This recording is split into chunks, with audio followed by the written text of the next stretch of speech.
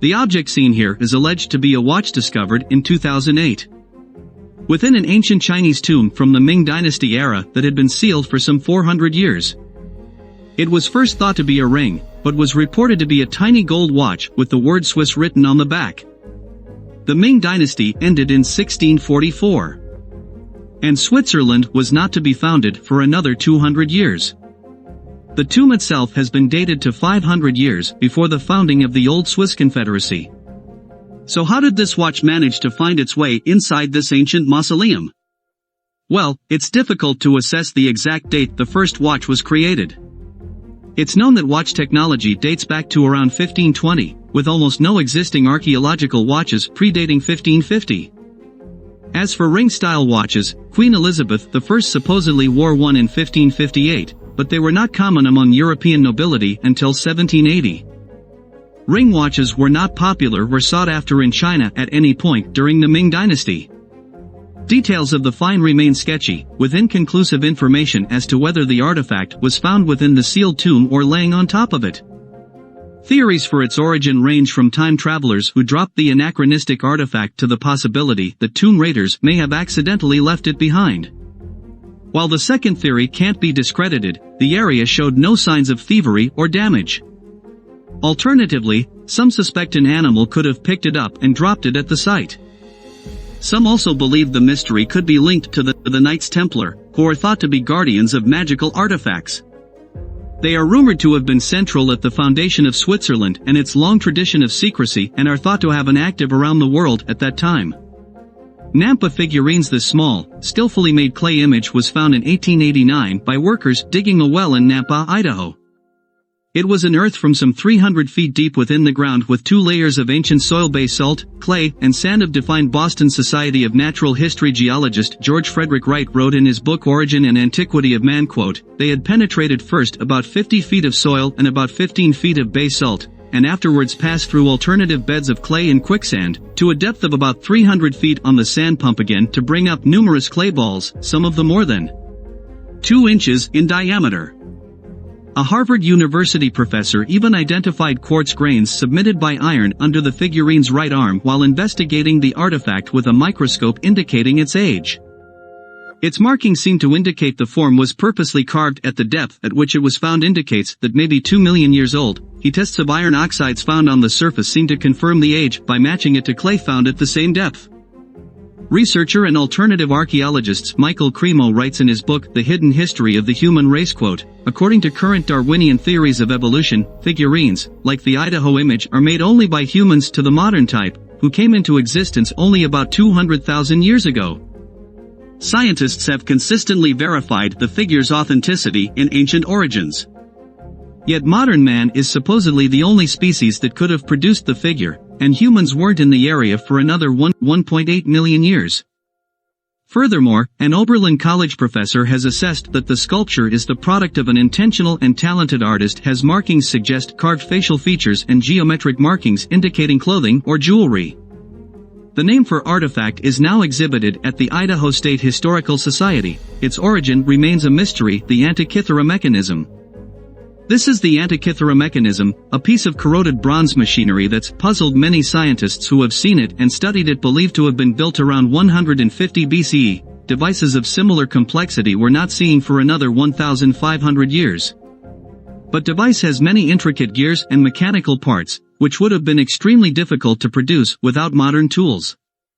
It was discovered in a Roman shipwreck off the coast of Antikythera, a Greek island, in 1901. And the gears were identified in 1902 by archaeologist Valeria Staines. However, it was only 21st century scanning for X-ray tomography that allowed us to realize its value. The mechanism is thought to calculate the position of astronomical cycles, working as a complicated clockwork tool that would have been capable of modeling the movements of the sun and moon, including its irregular orbit through the zodiac. I mean to have 37 gear wheels. Its level of engineering is staggering. And the device has been claimed to be the very first analog computer mathematician Tony Freff, who has studied the device, stated in a BBC Overseers documentary, quote, "If it hadn't been discovered, no one would possibly believe that it could exist because it's so sophisticated. That technology has not appeared otherwise in any ancient Greek site. So records. Technological works of similar crafts only resurfaced in medieval Byzantine in the Islamic world, but equally complex mechanisms for astronomical clocks were only developed after the 14th century in Europe.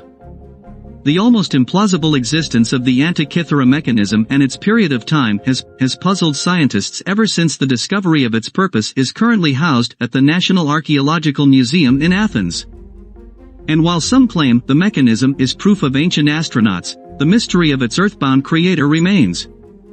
The loggerhead in 1939, archaeologist José García discovered a Roman pre-colonial terracotta head in a pre-Hispanic gravesite in Tecaxic-calixtlahuaca in Toluca, about 40 miles or 65 kilometers from Mexico City. The style of the sculpture is just evidence of contact between Rome and the American continent predating Columbus, found among other relics used as a grave offer and under 3 floors of an intact pyramid. The burial site was dated between 1476 to 1510 AD. The discovery was so confounding that Pion waited until 1960 to publish his findings that is believed to have been part of a full-body figurine, and its origin had been assessed by researchers from Europe and the Americas alike. While a UNAM archaeologist involved in the discovery has informally claimed that the finding was planted as a practical joke targeted by Yen, other members of the excavation team have refuted this claim. Director Emeritus at the German Institute of Archaeology in Rome, Bernard André, confirmed the head's origin, quote, is without any doubt Roman, and the lab analysis has confirmed that it is ancient. The stylistic examination tells us more precisely that it's a Roman work from around the 2nd century AD, and hairstyle and shape of the beard present the typical trade to the severity and emperor's period exactly in the fashion of the epoch. In 1995, members of the Archaeometry Heidelberg unit in Germany conducted a thermoluminescence test establishing the figure was pre-colonial, and made some time between the 9th century BC and the 13th century AD. Several theories have been drawn to explain the presence of this out-of-place and out-of-time artifact. The first is that an early European medieval or early colonial vessel imported the sculpture, which has been deemed unlikely by many researchers. A similar theory holds the possibility of a visiting Nordic vessel and that the figure is actually Viking or Norse. Another theory is that figurine was traded by Europeans with Asians and that it was then transported to the Pacific Ocean by a Chinese or Indian ship. This particular theory has gotten in perhaps the most support from several archaeologists. Another theory holds that the item may have drifted to shore by a ship traveling to the Canary Islands, which would remove any contact between the two worlds from the equation. More alternative explanations suggest alien transport, a temporary trade relation between a small European group and natives of the Americas and time travelers. How the European terracotta had arrived in Mexico prior to contact between the two worlds remains unknown. Turret swords. This is a part of an old bird sword from a medieval weapons maker that would brand their blades with their name and 2 crosses. Dozens of these swords still exist. So it's not the individual weapon that's interesting. Rather, it's how all of them were made. As the steel they were producing over 1,000 years ago, named crucible steel, is of an incredibly high quality, strong and pure. The key to good steel is the carbon content, and earth bird swords of 3 times as much carbon as other swords, making them stronger, lighter and more flexible than any other European weapons at the time. The sword is also had few to no impurities, which are known as slag, allowing for greater distribution of carbon. The skills and heat needed 3,000 degrees Fahrenheit were thought possible until the Industrial Revolution 800 years later. Iron ore needs such high heat so that slag can be removed. A modern blacksmith from Wisconsin, Richard Furher, forged his own little third-quality sword, limiting himself to technology but not techniques available in the Middle Ages. He stated, quote, "To do it right. It's the most complicated thing I know how to make." In the same era, these swords are believed to have been forged around 800 to 1000 AD. Blacksmiths in Asia and the Middle East forged Damascus steel for their weaponry using steel imports from India and Tamrabani, modern-day Sri Lanka. Previous theories believed that swords were either forged in Asia, what did they resulted from imported materials, but it's now believed materials were sourced from Central Europe. How blacksmith at the time developed such advanced techniques remains a mystery.